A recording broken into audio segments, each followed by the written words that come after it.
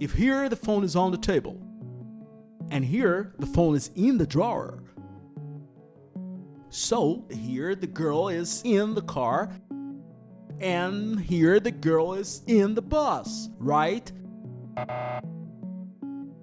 The girl is on the bus. Why?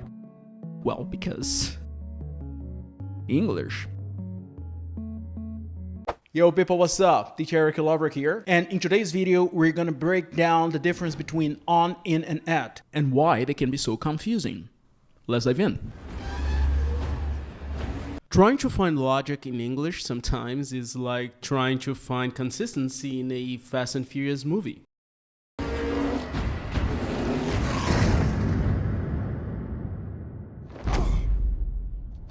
It's not about sense, it's about feeling. Let me show you what I mean. This is how prepositions are used in transportation. This is how you feel when you are inside a car.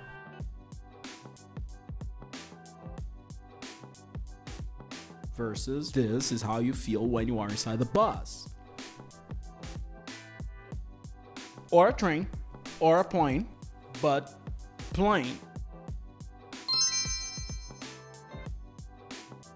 I know what you're thinking. In my city, 6 o'clock, rush hour, that's not how I feel inside a bus. I feel like this. So, can I use in that situation? And the answer is, yes, you can. That's why you say I was stuck in the bus for 2 hours, for example. Because you're talking about a packed or enclosed feeling. Got it? Because English prepositions reflect how people perceive an experience, and not just how it physically works.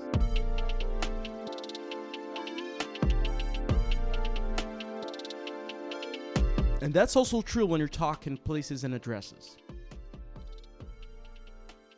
If you feel inside or part of something, you use in. Now, if you feel on the surface of something, then you use on. Here's the rule for other locations in general.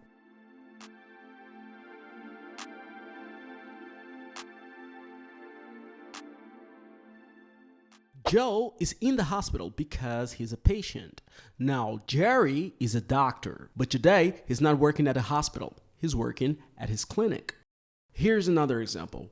Laura is in university because she's a law student, but today's Sunday, so she's not at university. She's at the beach. Same location, different intentions, different prepositions. Now let's talk prepositions and time. On Monday in August at 3 p.m. It looks like somebody got a wheel and then put on in at, spun it, and then said, let's just call that grammar. But if you start thinking in terms of zoom, it makes total sense. Like this. In is for large, blurry chunks of time. Then you have on, which is for specific days and dates. And then you have at, which is super specific for precise situations. So don't think that you're learning grammar. Think that you're learning how to zoom in and out like a native speaker does.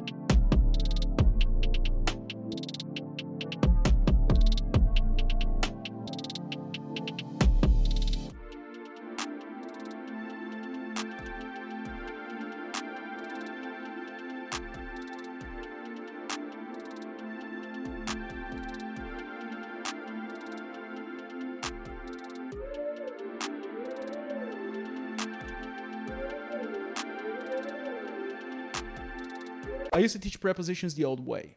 Charts, rules, very sad PowerPoint slides. Then I realized that students didn't need more grammar. What they needed was a complete mental shift. So I built a course around that idea. It's called How to Think in English. 12 private classes, 12 mind flips. What we've seen in this video is just a tiny taste of what we dig into in that course. If this information here helped you make one connection, just think what happens when you spend 12 classes rewiring the whole machine. Link is in the description.